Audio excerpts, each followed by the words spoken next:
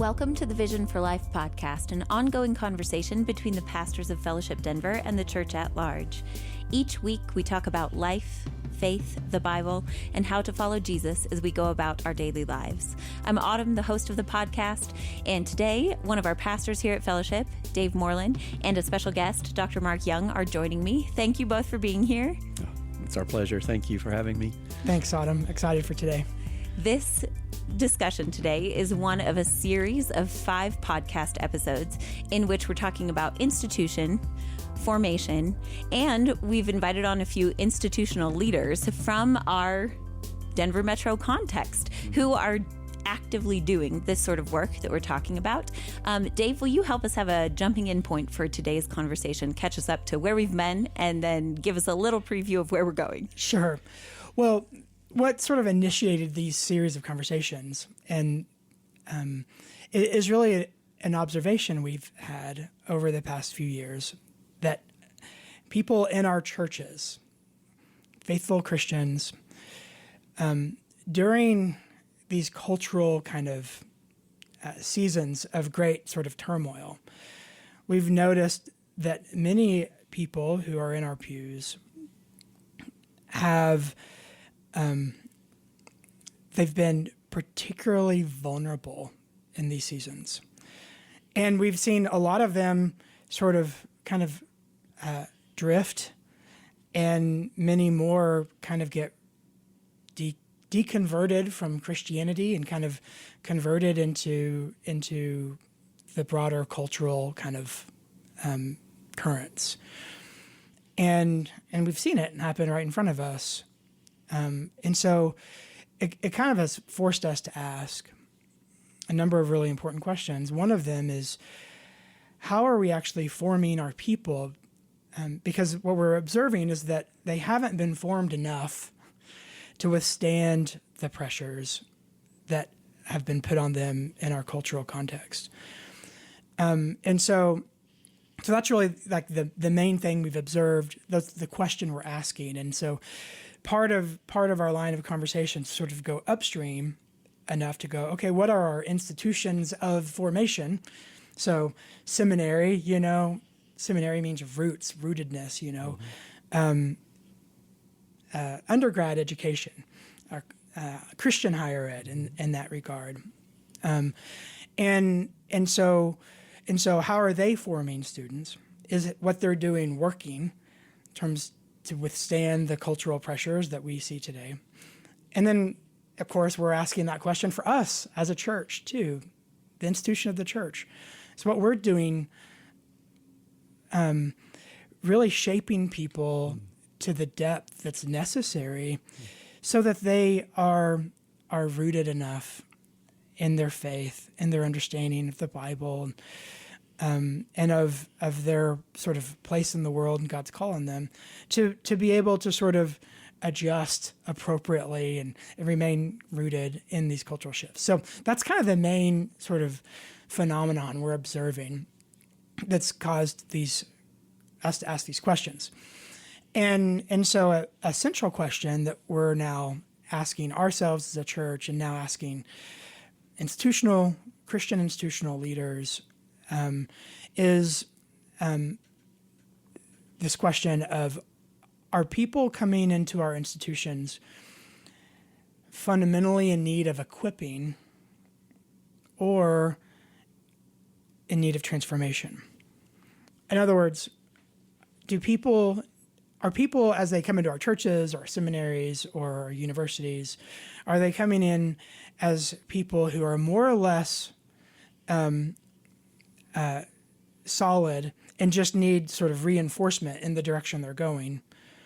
Or do they need to become different kinds of people? And are various institutions sort of doing that or not? So that's kind of the tension that we're feeling, and that's sort of the questions that we're beginning to ask. Dave, thank you. Thanks for bringing us up to speed.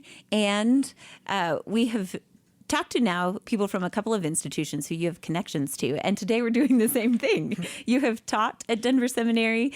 Dr. Young is the president of Denver Seminary, and you said it would be wonderful to have him on the podcast, and he agreed. So now, Dr. Young. I leaped at the chance. Oh, wonderful. Well, I'll use that. When I invite other people onto the podcast, I'm going to just say, Dr. Young was so excited. That's right. You can say that. To be on the Vision for Life podcast. But before we get into further conversation about what Dave just introduced to us as our ongoing discussion, would you help our listeners get to know you a little bit? So Sure. You can share with us some about your life and then your work experience that led you to Denver Seminary and the position you're in currently. Well, thanks for asking. Maybe I'll start with where my life and Dave's life intersected. I was on faculty at Dallas Seminary from 1995 until 2009. And I had Dave in class. Mark was one of the most respected and feared professors on the campus of Dallas Theological Seminary. You know, I don't understand why, because I didn't give exams. I gave celebrations of learning. Right? How you define celebration? I still want to get into that. It's Right, not the because- purpose of this conversation. Okay, well, we'll pass on that one. But I still get emails from students after all these years remembering those celebrations of Did learning. the students know that it was a celebration? Oh, yeah. Well, one student wrote and said, I've never suffered so much celebrating as I did in this. So I came to Dallas in 95 after having been involved in theological education in the Soviet bloc from 1982. My wife and I moved to Vienna in 1982, and we got involved in non-formal theological ed throughout the Soviet bloc. And basically, that meant we wrote curriculum. It was translated into, I think, 7 different languages. And then we would travel and visit quietly with groups of pastors who were working through that material. So we were in Bulgaria and Romania and Poland, the old Czechoslovakia, East Germany, Hungary, and then even the Soviet Union. And during that period of time, I would say I interacted with a group of men and women who had a depth of faith that I had never experienced myself and never seen. People whose commitment to follow Christ had caused many of them to either directly or through their family members suffer for the sake of the gospel. And I would say to you that, looking back on those years, I'd had the privilege of studying, so I had a lot of information. But there was formation that had occurred in the lives of those students that I hadn't experienced. And I would say to you that the years spent interacting with those folks were the most formative years of my own life as a man and as a believer and as an educator. Toward the end of the communist era, we moved to Poland, took our 4-year-old and 2-year-old and moved into Poland, and then ended up starting a theological seminary in Poland in 1990. We called it the Biblical Theological Seminary. Now it's the Evangelical School of Theology in Poland. And that, true, was a marvelous experience. When communism collapsed, everything was up for grabs, the legal system, the banking system. And so it was not an easy time to live in Poland. However, coming out of that was this amazing sense of optimism. For the first time in their lives, people felt they could actually do something. They could take the initiative, right? That they had now the opportunity and the freedom. And that was a part of the church world as well. And so I and another pastor, a Polish pastor, began thinking about and then eventually started a new school in Poland, an institution that eventually gained government recognition and could offer government validated degrees. In 1995, then we transitioned back to the U.S., and I taught at Dallas for 14 years in the world missions space, because that had been our experience. I should say I'd done a doctoral degree in adult education, adult cognition, while we were finishing up in Poland. So I was trained as an educator. My life was a missionary. And you bring those two things together and you teach world missions in the U.S. Along the way, in 2000, I also joined the staff of a church plant with a celebrity pastor. It wasn't a normal church plant. It was like giving birth to a teenager, right? You get started and you got 1,400 people. So for 8 years, I was involved in helping create a staff, create a philosophy of ministry, build a couple buildings. So I had that alongside of teaching full load at Dallas. So it was a very intense period of time. And then in 2009 came here to be the president at Denver Seminary, which really, was a bringing together of all these different leadership opportunities that I had had in a way that really captured my and my wife Priscilla's imagination. I remember your presence at Dallas Seminary was one of a prophetic voice. And hearing you talk about your time in the block, as you say, really illuminates, I think, and gave you that perspective, so that as you look at sort of the Dallas version of Christianity, you had a clear prophetic voice that I think really drew people to you, even though your class was the hardest. But I always really appreciated that. And I remember really clearly when Hunter and I first heard the rumor that maybe Mark Young is in the running to become president at Denver Seminary. I remember us praying fervently, come on, Mark, let's go. We need you here. Oh, thank you. I think part of the challenge that we all have is we don't recognize just how culturally embedded our faith is, right? The way we think about, the way we conceptualize what it means to know Christ, the way we read Scripture, the way we build our communities of faith, all of that is so deeply embedded over decades of cultural practice that if we haven't lived outside our own setting, we cannot recognize that. Right. So the years that we spent in Eastern Europe, as well as learning a couple of different languages, illuminated for us just how deeply embedded our understanding of following Christ, of who he is, what it means to be the church, all of that was in our own setting. And so when you come back from that experience, you're not trying to be prophetic. You're just saying, we need to take another look at this. Yeah. There's another way to see what it means to be Christian. There's another way to read Scripture. There's another way to think about the church that perhaps needs to be not as embedded, not as overlaid with cultural norms and expectations, but actually is what the kingdom's supposed to be, which is a contrast culture. Right? So if the church is indistinguishable, if we are indistinguishable from those around us, then we're not following Jesus in the ways that the kingdom demands. Yeah.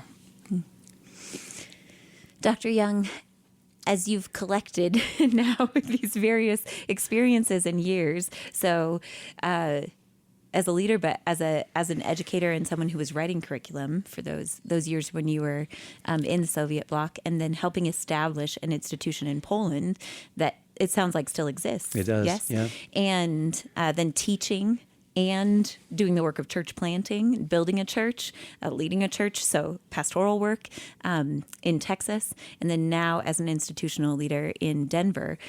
What would you say all of that has led you to understand as the role of Christian higher ed? What would you say is the proper role of maybe institutionally, but of Christian higher education sort of writ large? Yeah, thanks for asking that question. Very insightful. Thank you for that. There are places where you can have some conversations that you can't have in other places. And some of that has to do with the simple fact that you have collections of resources in institutions, for example, that you may not find in a church or in a home Bible study. And so with that collection of resources, you're able to create conversations and understandings, help build to understandings with a whole different arena of background knowledge and a whole breadth of understanding. It's also true that institutions of higher education are designed to be places of working out differences of thought. And I think it would be fair to say that's not often the profile of, nor even the possibility of church, where you have different types of loyalties and allegiances that people bring to the church, different expectations of what's going to happen there to them. And so in higher ed, we have the privilege to have really hard conversations with opposing points of view. I personally believe that in theological education in particular, you need that breadth of perspective to develop the type of the roundedness of your views. In other words, take the edges off your views so that you're able to interact with people who disagree with you and learn from them and have perhaps the position you bring into the conversation actually enriched. Doesn't mean you have to agree with them, but you're learning from them. You also learn how to have those conversations. Would we all agree that in the broader culture, it's almost impossible now to have a nuanced and truly meaningful conversation about controversial issues? Yeah. But institutions of higher education ought to be the places where we have those all the time. And so that's what we've tried to nurture at Denver Seminary.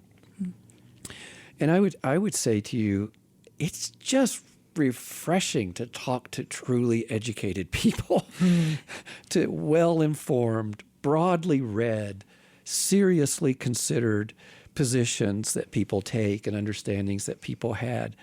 I love that environment. I thrive in that environment. And so I believe there's value there for the broader church, that if we're going to have truly meaningful, informed, nuanced, and I'm going to say this, even compassionate conversations with people who do not know Jesus and take dramatically different views than we do about social or cultural or political or whatever issues, if we can't do that, we're not going to be able to live out our faith in this world. And so the institution of Christian higher education gives us the privilege to help people learn how to make those connections. Mark, I remember you saying that our best theologians, or maybe I think you said it this way, our missionaries need to be our best theologians. And hearing you describe what you just described, I think I understand even better what you are getting at. Yeah, if theological education isn't in conversation with the world, right? And what I mean by that is we're asking those questions that the broader society is asking. If we're not able to help people interact around those topics and those issues, then why do we exist? I mean, my ecclesiology, driven all the way back from the call into being of the people of God, is that we exist for the sake of the world. And if we're not able to enter into those conversations with the broader world, then as a church, my opinion, my ecclesiology is we're not living out our identity. Yeah.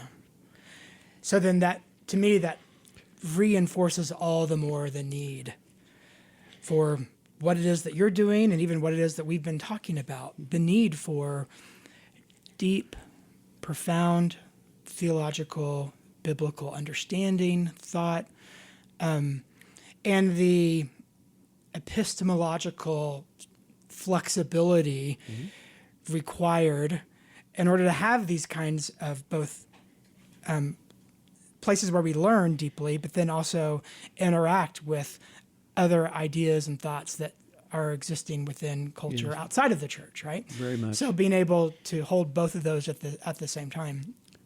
Couldn't agree more with that. The tension I feel, even when I hear you say that, is, well, in my heart, I resonate with that. And still do, and I think it's absolutely necessary. I think that capacity to engage with the world is itself risky because what we've seen sort of experientially as practitioners just working with people is that the world itself as a shaping agent, talking about John 17 here, where Jesus prayed for the church. I do not ask that you take them, them being us, Christians, don't take them out of the world.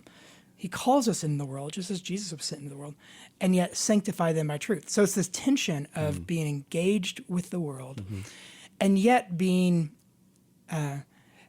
unstained, to use James' language, by the world.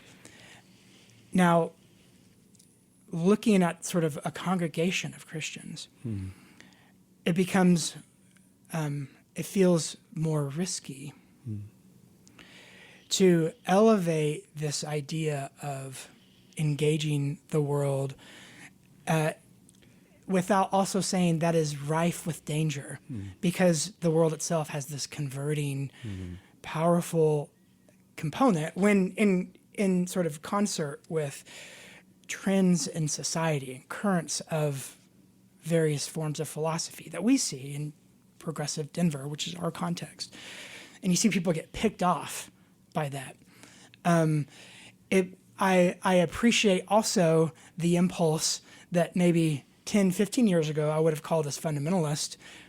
I appreciate those protectivist impulses now more than ever as well.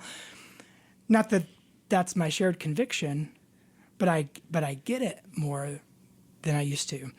And so I feel the tension on both sides of this, because I resonate with, you have to engage with the world in some ways on the world's terms, because that's how else, what other way do they have to engage with us? So we have to engage with them. And yet at the same time, if we model that to a certain extent, then other people begin to engage the world, and then you begin to lose those people. And that's some of what we've seen over the past few years. And so that's part of the tension with that.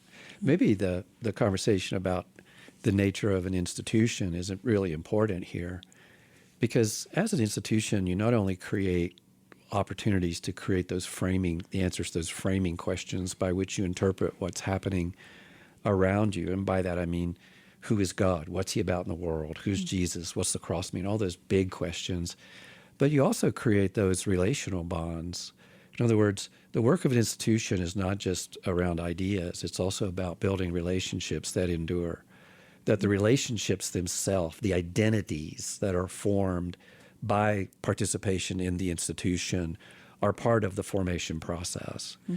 And so with those strong relational bonds and that identity that's formed by being a part of an institution like a church, there perhaps is at least not a tether, but there's some kind of a restraint that says, okay, so I'm really struggling intellectually, but I love these people. This is who I am. I'm going to be a part of this institution, part of these people, even though I kind of agree with them more than I agree with my fellow members of this institution. So all that to say, when we talk about the role of an institution in formation, I think it goes far beyond the intellectual side to the relational and emotional and identity side, and does perhaps create a bit of a protection against abandoning those relationships and that identity to really join something that's ultimately not going to be necessarily satisfying or cause them to thrive. I would say it this way, like when we lived in Poland, of all the people that we were around, we were the only ones who were Protestant. Poland as a communist country was not communist by conviction. They were communist by convenience, because the Soviet Union held the keys to everything they had. So we were the outliers.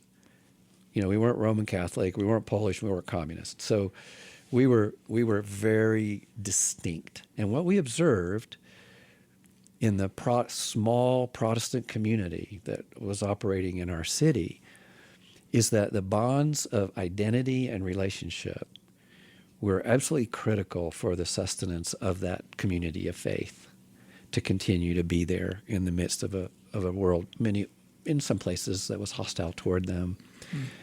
But it also inhibited and prohibited them from stepping into the lives of those outside that community of faith. So that's the downside of those emotional and relational and identity bonds that are formed in a church. it is, in fact, clear that we are a called out people, clear from Genesis 12 through, I think 1 Peter 2 is marvelous in that regard. Gives us this incredible identity based on Exodus 19, and then that wonderful phrase, so that you may make known the excellencies, the virtues of God, where in that broader society live such good lives among the pagans that although they may revile you, right? So there is, I think, a beautiful, the tension you're describing is certainly not unique to 2024 in Denver.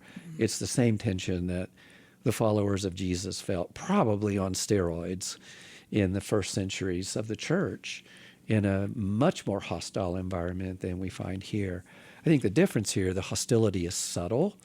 There are overt expressions of hostility, whether that comes out in a legislative process or some type of distinct and overt, usually inaccurate description of the Christian community in the broader media or in entertainment even. But I think it's actually that subtle sense of now more indifference that borderlines on hostility to, well, what good are you? What good is it to be a part of a church? What difference does it make, right? Which is very much where Western Europe has been now for at least 30, 40 years. Dr. Young, as you were speaking a few moments ago about the people who you encountered when you were in Eastern Europe and doing that work there, and you mentioned that they were remarkable and that was a very formative time for you. It sounds as if the people who you interacted with, and then now as you were speaking about them again, the people you interacted with there had confidence in the gospel because it had been tested in a very particular way in their lives, and they had found it to be sufficient to meet them in their actual day-to-day life and needs. And then as you're talking about the role of theological education in developing people, developing its students to be able to think deeply about faith, but then to speak to the world, to encounter people in our everyday lives. It sounds as though you were saying this is a part of that process, that theological education holds a unique space in that process of developing people such that they have both knowledge and confidence in the gospel, in Scripture, such that we know that it is sufficient for all that we need, that Jesus, who is the Word, is sufficient for our actual day-to-day life and needs. But they can do it in a deeply formed and informed way, having gone through that process. So I love the vision that you shared a moment ago as far as the purpose of theological education. And I think the follow-up question then is, do you currently see institutions of higher education doing that? Producing those sorts of students, and probably your best vantage point into that question is at Denver Seminary. Right. So if you want to answer specific to Denver Seminary, you could feel free to. Yeah. But that's my wonder as I listen to you. Yeah, I do think that's happening, certainly at Denver Seminary, but in other schools as well. And before I talk more about the institutional way we approach that, I want to add, it is in fact a sense of confidence in our faith. And by our faith, again, I mean those big framing questions. Yes, yeah. To be perfectly frank, I have very little patience over hermeneutical squabbles that take place over particular passages and particular practices. So don't even want to talk about those. But these big questions. But you can go to seminary and talk about my them. 17 questions about hermeneutics. I'm cutting them out. But these big questions, that's where I think the genuine foundation of formation is. one of the things we say at the seminary is everybody starts somewhere when they think about God. Where do you start? And why do you start there? Because as people move through life and their experiences and the Christians that they encounter, they create these kind of ultimate understandings of God that become a paradigm through which they view and read Scripture. Mm-hmm. So what we're finding is having folks probe those questions of, what are the answers to those big framing questions about who God is, what he's about in the world, where you fit into God's work in the world. Those are really very important in a formation process, right? And then you can begin to have those conversations around and ask good questions about, well, then how are you going to live that out as a pastor or as a counselor or as a teacher or as a businessman or as a teacher or as a doctor or whatever, a professional? So can we do that at Denver Seminary? The answer is yes, we can, and we are doing that. Now, as you move in through the process, you do get down into those really fine nuances of the finer details of faith and the arguments historically. But one thing that I think is, for me, a critical part of the question is, can we help people form in their faith so that they can engage in the conversations in the broader society, is whether or not you honor the differences in answering the questions of faith in the context of your institution. So if I'm advising a person, they ask me, where should I go to seminary? One of the foundational values that I would bring to the table is you want to go to a seminary where there is breadth of historical, traditional, theological viewpoints, where you're going to learn from people with whom you may not now disagree. So that breadth of viewpoint, for me, especially at the graduate level, is a sine qua non. I would not advise someone to go to a school where all the faculty have all the same degrees, they all have just one theological perspective, they all agree with each other on all the bigger questions. I think you want that breadth, especially as an adult. It's different, I think, when you're talking about education at a younger age. Mm-hmm. So that breadth, and then the willingness to say, people of faith, people of good academic skill, people who love Jesus and the world can come to different conclusions about different aspects of the faith at a secondary and tertiary level, different interpretations of passages. All right, now, we disagree. Let's go talk to the world about Jesus. That's the kind of place I want Denver Seminary to be, and that's the kind of place I think can truly create that formational experience that a believer in our society today really needs. As I was hearing you describe that, I couldn't help but having flashbacks to my seminary education, which you were a part of, and it's interesting because where we came from seminary, mm-hmm. is different than Denver Seminary. Very much. The cultural context is different. Mm-hmm. So it's not apples to apples. It's apples to oranges, I think, in some regard. However, now 20 plus years on the other side of my 4-year THM at DTS, and I've mentioned this on the previous podcast, I'm now more grateful than ever for that time. Mm-hmm. And even though I think, Dallas Seminary had a lot tighter theological conformity, there's no generous orthodoxy at DTS, just orthodoxy, preferably, dispensational orthodoxy, which is oxymoron if you ask a lot of people, right? But even in its quirkiness,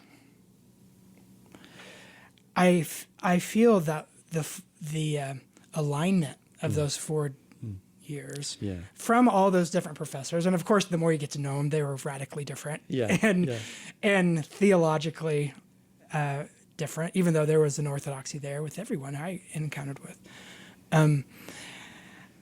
It did form me. Yeah, for sure.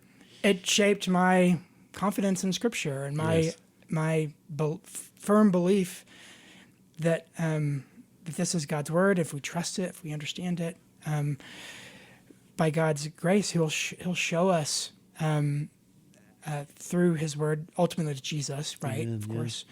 But there's great confidence in its authority that to me has been really critical now that I've been here in Denver in a very progressive, classically liberal context, for almost 20 years now. I really am grateful for that formation.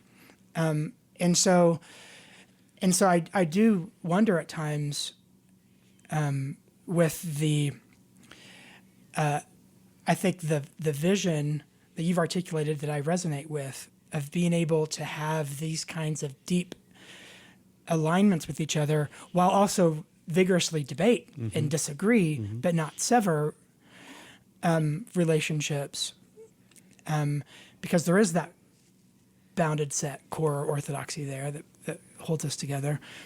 I'm seeing people go into our churches and seminaries and graduate places of higher learning without this, like, I guess it kind of goes back to our original question, like they're not as formed It's true.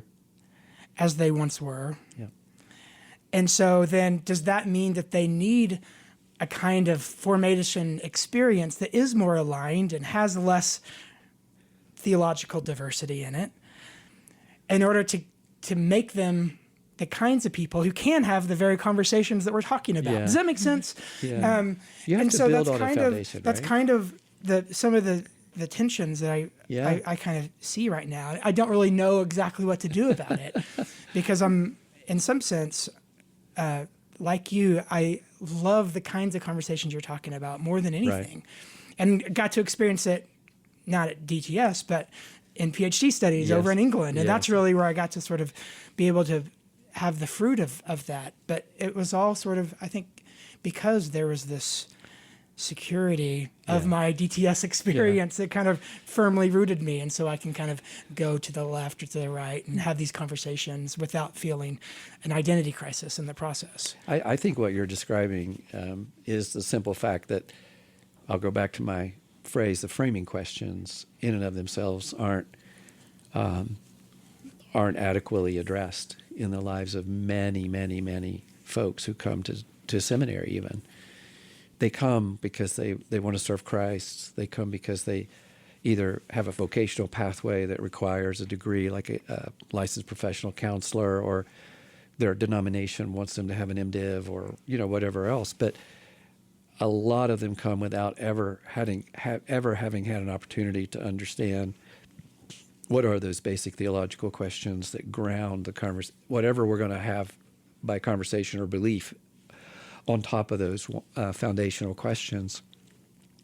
And they also don't know. They also typically, I would put myself in this category when I went to seminary, way back. I didn't know how our distinct history in North America had so profoundly shaped the answer to those framing questions. Mm-hmm. What is salvation? Right? What does it mean to be converted as a Christian? What does it mean? What's the Bible, and why is it important to us? The way we answer those questions, particularly in the Bible Belt, but throughout evangelicalism in North America, are so deeply narrowed and formed by our distinct historical context. Unless we take the time to step back and say, here's why we think that about the Bible, here's why we think that about salvation or the church, I'm not sure we can critique it.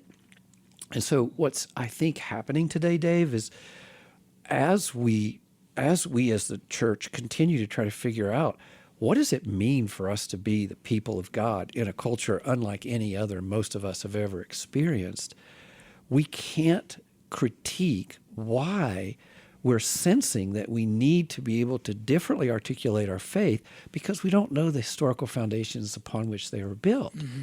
We've never been challenged to ask those questions. Perfect example. evangelicalism in North America is essentially revivalist religion. It has been from the late 19th century through you could go back even before that to the Great Awakening, right? All those, but fundamentally, you take revivalist theology, revivalist Christianity, and pair it with the most individualistic society and culture on the face of the earth, and you end up with a view of salvation that is very much driven around the individual and get me into heaven, right? Right. That's it. And in your book, I think you call it sort of it created a possibility to have salvation without the church. That's correct. A churchless Christianity and salvation apart from the church. That's correct. So all I'm trying to say is, back to your question, yes, we have to have opportunities to really solidify those basic doctrines upon which then we can begin to build a vision of what it means to be Christian, what it means to read Scripture, and what it means to be engaged with the gospel in the world. Those common convictions, however, have to be questioned. Because as the culture changes around us, unless we're questioning them and understand where they're coming from, we aren't attuned enough to be able to have then the more nuanced conversations with people who are coming from a very different point of view now. I would say to you, secularization in the U.S., is beginning to approximate the secularization that we experienced in Western Europe, even in the 90s. And certainly the Canadians and the Australians are ahead of us. I'm not sure that the basic evangelical orientation as to what is the nature of the church and how is it present in a truly secularized, both indifferent and hostile environment, I'm not sure our ecclesiologies are apt for that. So what happens as a result, because we have a diminished view of conversion and salvation, because we have an impoverished view of the church, and I'm speaking broadly, not here at Fellowship Denver. Of course. Not here. Right. People would just assume you're not including us in so that, because obviously. we don't have those things, we've never asked the hard questions of why we believe what we believe. We haven't delved deeply into whether or not those are theologically validated and hermeneutically responsible. When we're under pressure and we don't know how to live or act, we latch onto something else. Mm-hmm. So what am I going to latch onto? I'm going to latch onto my identity, which provides for me a sense of us versus them, a sense for, well, at least somebody has the answers, and a sense for, you know what, now I know who my enemies are. What do we call that? Politics. Mm-hmm. Mm-hmm. So what happens in the framework of a diminished view of soteriology and a diminished view of ecclesiology, a diminished view of the kingdom, people who claim to know Christ and do know Christ have latched on to a very different, and I would argue, arguably, not testified or justified in Scripture view of what it means to be a Christian and what the church needs to be in society, and what it's talking about. Yeah. And how it's talking about it. Yeah. We are wholly and completely lost in the fog of war. 50 years of cultural war, some could argue longer, has completely and wholly caused us to lose our bearings. We don't know who we are. We don't know why we exist. And so we latch onto an identity and a purpose that is in no way, has nothing in common with what the kingdom of God purports to be.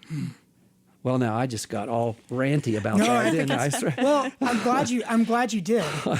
I'm glad you did, and I do want to introduce to our readers a book that you've written, published a couple of years ago, where you get into some of these rants, but in a sustained argument and in a sustained way. It's called "The Hope of the Gospel," and it's a vision of really theological education for what you call the next evangelicalism. Yeah.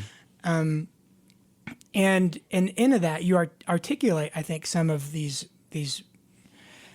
fears, these warnings, what you're observing, based on all of your experience and based on a recounting of the history of evangelicalism, specifically in America. Yeah. So a couple of things. Yeah. One is, so I do want to ask you about why the hope of the gospel? Like, what is it about that phrase that so sort of captures your imagination of where we need to go? Not just for evangelicalism, but really for theological education and institutional stability. Like, that's kind of the more in line with these series of conversations. But even before I ask you that, though, I do want to, since you brought up sort of politics, and I think we're gonna have a series on politics coming up, sort of, in light of its political cycle right now, right? Election cycle. Good. So, and it's a topic that we talk about pretty often here. Now, what is fascinating, though, is when people are in crisis, they can latch on to politics, sort of concrete or whatever, and we kind of lose people that way. I'm not going to say that hasn't happened at Fellowship. It has. Autumn and I were just sort of reminiscing a little bit, like over the, you serve together long enough, you see people, and it has happened. Like, we haven't stood up enough, and we haven't been cultural warrior enough. That happens, but it's actually a very small group of people from in our context. Yeah. The much larger group of people who we've seen sort of fade into the broad currents of culture, who just lose their Christian distinctiveness and no longer identify as Christian altogether, is the opposite impulse of that. It's not sort of culture worry. It's sort of so resonating with sort of the progressive kind of touch points. On the other end, if you want to see left or right, like much more left, and then not just that, but it's the Christian impulses in that more liberal vision of society, equality, the justice, that initially is what's attractive. Yes. And then it's something else, and then it's something else, and then we can see it in front of us. It's like one of those bad dreams where you're running slow motion. There's nothing you can do to stop it. It's just they're like locked in this pattern, and then they're gone. Yeah. So it's on the other side of it, and that's sort of more of what we see. In our context, is that Autumn? Is that accurate? I've described a conversation that we've had.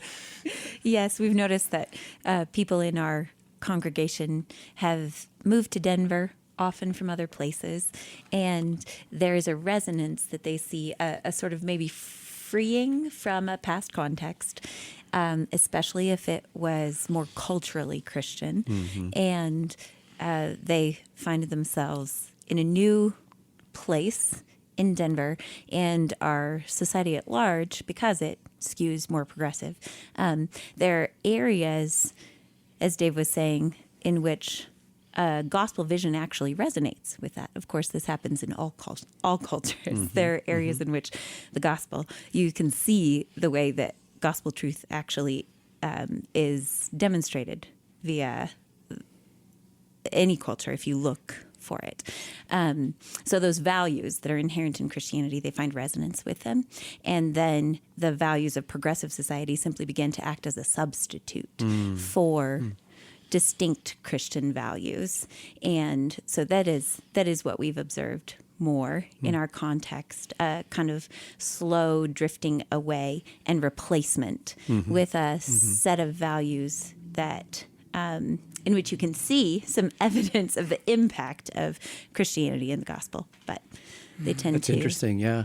It would be interesting, I think, for all of us to ask the question, what are those values that are attractive that a person who's drifting away believes aren't a part of gospel-centered, biblically grounded Christian faith, right? What would those be? So we say equality.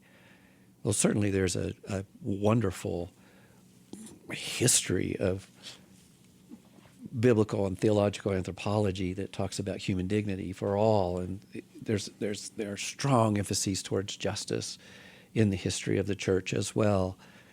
And so I wonder sometimes if what we're saying is really there's a difference or a divergence of values, or whether there's a different or divergence understanding of how those values are worked out in very concrete relationships, whether that be to law or to economic systems or education, right?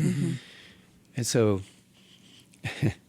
I think part of the challenge that we face, we're always going to face, is finding those points of contact where we can say we truly do believe in the dignity of all people.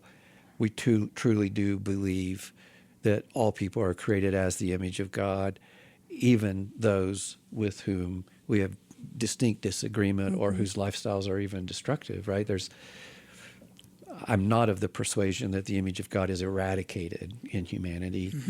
And so I would continue to say there is human dignity there.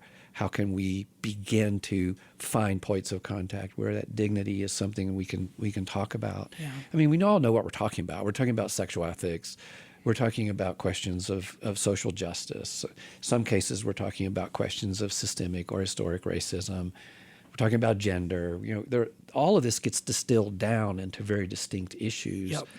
And it's not, as you're saying, it's not so much a disagreement over basic understandings of what it means to be human or what is justice in a broader society, as to how do those then work out in distinct relationships, in distinct cultural, political, legal, social questions that are being asked. And I think it would be fair to say that in many conversations, instead of talking about what we have in common, we just immediately talk about what we disagree on, Right. and then assume we have nothing in common. So one of the things I've been pretty regularly criticized about is a willingness and even a desire to be connected to people who are distinctly different than I am in these areas that I just discussed. Whether and all of them are people of faith, except for a couple. But just by nature, I want to be in relationship with them. I want to hear what they're saying. I want to try to understand it. And I want the opportunity to explain why my view may be different, and the opportunity to illuminate what we have in common. And so why do I want to do that? Because I want them to come to know Christ. And I'm pretty confident that they won't come to know Christ if their only understanding of someone who claims to follow Jesus is someone who's yelling at them or discounting them or pointing out all the ways that everything they do and say is wrong. Right? Right. So, and I have some inbox activity over that. Well, this, I think, maybe connects to why you entitled your book the way that you did. 100%, Dave. Can you unpack that for us? Yeah. So go back to this American view of salvation, right? For us, the hope of the gospel is I'm going to go to heaven. But the hope of the gospel is this much grander vision of the restoration of all things and the reconciling work of the people of God through reconciling work of God through his people in bringing people into some foretaste of what the restoration of all things and the reconciliation of all things will be.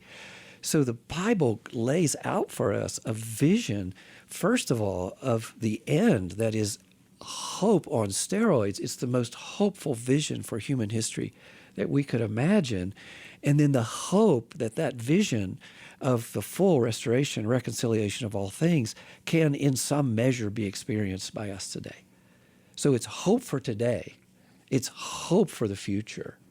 And so, yes, I believe hope is the dominant value. And let's be honest, the primary voices in our broader culture today are fear mongers. If you want somebody to reach for their wallet and give you money, or if you want to build loyalty with someone, make sure that you have convinced them that they need to be afraid and you're the answer to their fear. And let's be honest, that's been very much the tone of some of the preaching we've had through the years. I mean, how many of us got saved because we were afraid of going to hell? Right? Maybe we got saved again and again and again. Well, I did. I mean, we had revivals in our church every year, so why not? Just to make sure it took the last That's time. right. You mention your vote twice a year. That's right. Twice a year, right? Exactly.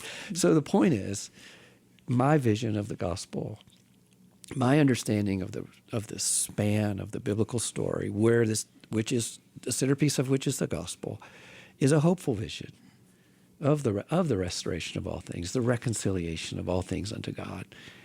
And so, because of that, if we are able to live out that vision of the future, and if we are able to help people taste that reality of what God can do in the world, I think we have a presence that is compelling and credible in a world where that vision is absent otherwise. Yeah. That is an enduring vision. It is. It's one that I think, as you were describing the kingdom and this kingdom Yes. mentality, I was thinking of Jesus' address in the Sermon on the Mount when he was describing his kingdom and the unusual nature of Yes, it, yes. the people who would experience life and blessing in his kingdom and who would experience a sort of power that in their political power systems of their day they didn't experience at all. That's right. And when he described them as salt and light, that very much was what came to mind as I was listening to you describe how we truncate the gospel and talk about salvation in a very individualistic sense, or we can. But we've worked ourselves into kind of an interesting turnabout here because we began by asking, Dave was asking, are institutions of higher ed actually forming people? And so Dave is sort of posing this question to you, Dr. Young.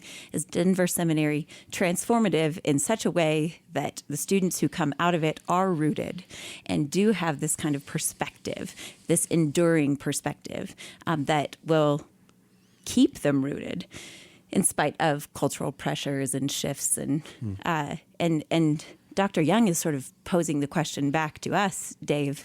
Well, is the church doing this work of formation that historically the church was meant to do, to call people into something that is unique and distinct? And so I think we're asking this together. How do the church and institutions of higher learning that are Christian in nature and intend to shape and form people in this way, how are we doing this together? And what are the ways in which both maybe have to some degree found, because of the evidence that we're talking about, that maybe in some cases we're not doing this well, and both the church and institutions of higher learning, I think we desire to give the people who are part of our churches, the people who are part of our institutions, our seminaries and colleges and universities, to give them that rootedness, to give them this vision of life in God's kingdom and the way in which we represent that and experience it as God's family in our context, in our local context now. Yeah. So that brings me to one other question for you, Dr. Young. How do you instill that kind of enduring vision through an institution when culture is rapidly changing? So when you have to answer not only pressures of culture, the things that you laid out a moment ago, so questions of identity that involve sexuality and gender. So not only those sorts of pressures, but also the pressures of rapid technological change. And so just a small, simple question. Well, I think it's important for us to recognize that educational endeavors working at different life development stages have different possibilities, right? So the average age of a student at Denver Seminary, for example, is 36.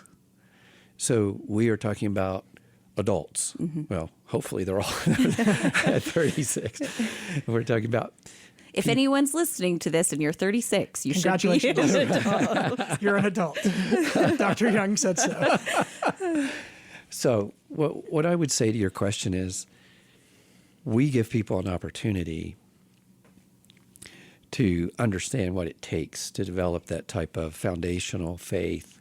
You use the word instill, to at least see how the values of the kingdom, how the great truths of the faith can mesh together in a vision of a life that truly brings life, a life that is thriving in and of itself but brings life to the world in ways that aren't present in a culture of death otherwise, right?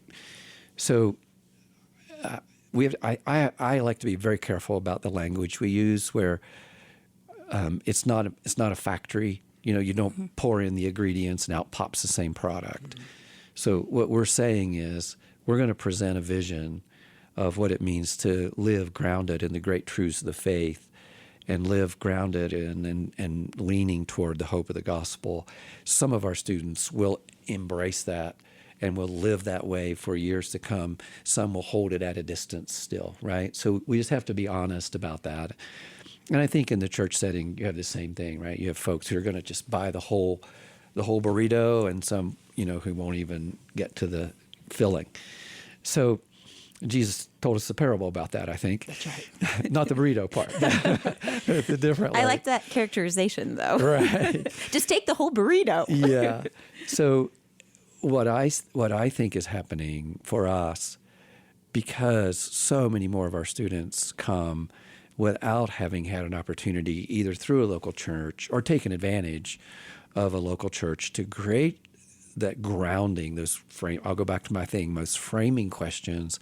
We're finding ourselves kind of starting at a different place than perhaps we started years and years ago, of going back and saying, so, we're not going to have conversations about the nuances of theology. We need to talk about, do we really believe God exists? And do we believe that Jesus, and the answer is yes, we do, of course, but we need to make sure we talk about those foundational beliefs that then the differences that we have can be less divisive, I would say. I think it would be, I want to be fair here, because those of us of a certain age, meaning older or old, tend to always think about, well, those young people, and then we list off all the things we think are wrong. I find, frankly, that a lot of those who are Gen Z, even older than younger than millennials, Gen Zs, and then the next generation as well. I find many folks coming to us, particularly from Gen Z, who are asking really good questions that they haven't had answers for, but they're still asking. Yeah. They haven't given up. There's some depth of desire to know Christ and to live as a follower of Christ that causes them to push through whatever disappointments they've had and keep asking the question. I find that inspiring. Yeah, I totally agree with that. Is that right? I think that matches our experience here. Yeah. I think part of it, well, I have 3 Gen Zers for sons. They've tasted enough of what the world has to offer. They can't not taste it by just the nature of living where we live. Yeah. And it's so, it's like they've had counterfeit. Yeah. They've been promised things that don't come through. That's right. And so I think experientially, many younger Christians are recognizing there's something unique, special, powerful, unexplainable in Jesus and the gospel that I'm not just going to discount or totally throw away. Because they've kind of been given alternatives to it, and they know that doesn't work. So I'm really happy to hear you say that, Mark, because that's really, I think we've seen that. I've seen that in my boys and in their friends, and it has it. I wouldn't describe it as revival, to go back to the revivalist impulses, but it is encouraging. It is. I think part of the challenge, right? We know that generationally there is some suspicion toward institutions, a lack of trust in institutions. I haven't really noticed that. I don't know what you're talking about. So. Well, I think sometimes that emerges because there are some institutions who won't abide those questions, right? There's not that freedom to openly question what the institution is built upon, rather than a welcoming of those questions. You know, it's so interesting to me. This past summer, I spent some time thinking about the Apostle Thomas and looking at the events in his life. Of course, the culminating event, the one which gives him his nickname for now millennia. How would you like to be known by one event in your whole life, right? But what I think I see there is not a doubter, and I'm going to go against some of the mainstream commentaries here. I don't think Thomas was standing off to the side the whole time, and then his lack of faith was exposed at the end. I think Thomas bit hard and followed Jesus wholeheartedly from the very beginning. The question he asks in John 11, when he says, "Okay, let's go back to Jerusalem. To Jerusalem. We're going to die." That's not the question of somebody who's holding Jesus at a distance. That's a question of someone who says, "I'm all in." In John 14, he says, "Lord, we don't know where you're going. How can we know the way?" That's not because he was criticizing Jesus. He desperately wanted to be where Jesus was. And so when you get to John chapter 20, and you have that experience, and Thomas isn't there, I think what you have is a person who by nature may have been a skeptic, but who had bit hard in faith, and it had all crumbled before his very eyes when Christ was crucified. He is a person who doubts with hope. He wants it to be true, but he can't believe it. And what does Jesus do when he shows up in the same room with Thomas? He doesn't tisk and say, "Thomas, you doubter, get out of my sight." He does what is probably the most intimate act in all of the New Testament. He allows Thomas to touch his side. In my mind, I see Jesus guiding his hand. That deep doubt, those questions that go to the very core of our faith, if we're not willing to take those people and those questions and guide them right into the heart of Christ, then we're not being like Jesus. So at seminary, at college, at church, people have these deep questions. Let's just take them by the hand and guide them closer. Bring them in. Not shame them, not tell them they can't be a part of it. Maybe then, with institutional love, institutions that show that kind of love, it's okay to ask those questions. Maybe some of the distance, maybe some of the doubt, maybe some of the lack of confidence in our institutions, our churches, and our schools could begin to be addressed.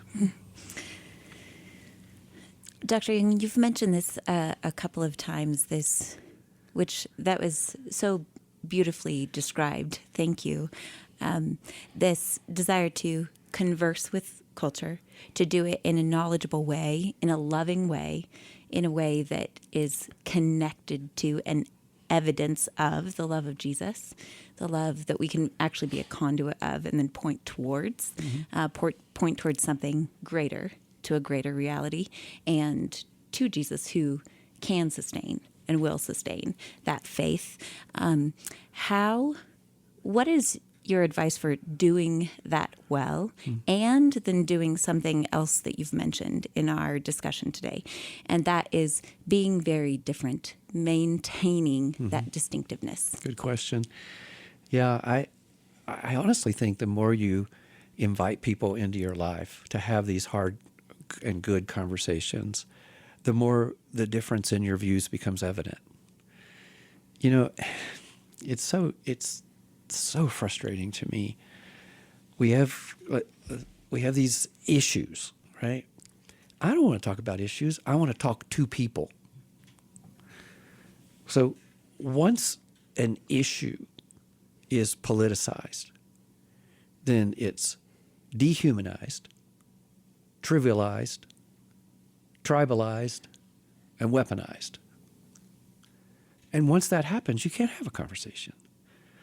So if I'm talking with a gay man or a gay woman or someone who takes a very different view on abortion or all the other issues, when I'm talking with them, I'm talking to them. Image bearer, however marred, however flawed, just like I'm marred and flawed. And I want to know them as a person. And I want to know why, perhaps, they hold the view they do. What about their lives has brought them to that point of view? What were the social networks they were a part of that helped develop and frame that view? Have they ever met somebody who has a different point of view in the matters that we might be discussing? So I never see Jesus dehumanize people, even the ones he goes after. and Jesus excoriated some people from time to time. I never see him, however, making them an issue. They're people. If we're not willing to have those conversations face to face with people, then I don't know that we can ever hope that they would want to know our Christ, that they want to know our gospel. So how do you do it? You do it by drinking a lot of coffee or whatever beverage of choice the other person has. You do it by being willing to be seen, having a conversation with people that some others may not be willing to have a conversation with. You do it being willing to bear the criticism of some in your own camp. You do it because you love them and you want them to know the one who's died for them. Honestly, how much of what we do in the broader society loses sight of the fact that the one thing, the one person we want them to know is not what we believe about X. It's who Jesus is. And so, to be honest with you, Dave, I like living up here as a believer more than I liked living in the Bible Belt. Simply because up here, having conversations with folks, most of whom don't know Christ, not at the seminary, everybody outside the seminary context, it's just so comfortable for me to be around folks who don't know Christ because I love them. I want them to come to know Christ. Well, Dr. Young, thank you for spending time with us today and for sharing, not only answering our questions, but for sharing your heart with us. And before you wrap us up, Autumn, I do want to mention one thing. Since you were talking about personally taking time with people, about 9 years ago, I was taking a sabbatical, and I needed a time of refreshment. And I reached out to a handful of people to spend time with me, to help me as I asked, how do I lead and serve in ways that we're kind of talking about here, in ways that I don't destroy the church and wreck my family. And one of the people I reached out to was you, Mark. And that time has been really important to me. And I want to share what you shared with me. And I think it was printed. My imagination of this, what my memory is, that I remember you had this printed off. It's either on your desk or on your computer. But when I was asking this question, how do you leave and not shipwreck your faith or your family? You read this to me, and it's Philippians 2. It's from beginning in verse 6, and this is the message, the translation. It says this. It says, "Don't fret or worry. Instead of worrying, pray. Let petitions and praises shape your worries into prayers. Let God know your concerns. Before you know it, a sense of God's wholeness, everything coming together for good, will come and settle you down. It's wonderful what happens when Christ displaces worry at the center of your life. Yeah. And when you read those words to me, that I've never forgotten it, and it's been really formative. And that was sort of for a pastor in middle-aged years. That was you kind of bringing me closer to Jesus. So thank you. You're welcome. You're welcome. Well, Dr. Young, Dave, thank you for taking time to be on the podcast with me today. I've enjoyed this conversation. To those of you listening, if you have questions about today's episode or suggestions about what you'd like to hear us discuss on the podcast in the future, you can send all of that anytime to podcast@fellowshipdenver.org. Thanks for joining us on the Vision for Life podcast. Special thanks to Adam Englund for our theme music, to Jesse Cowan, our producer, and to Judd Connell, who provides transcription for these episodes.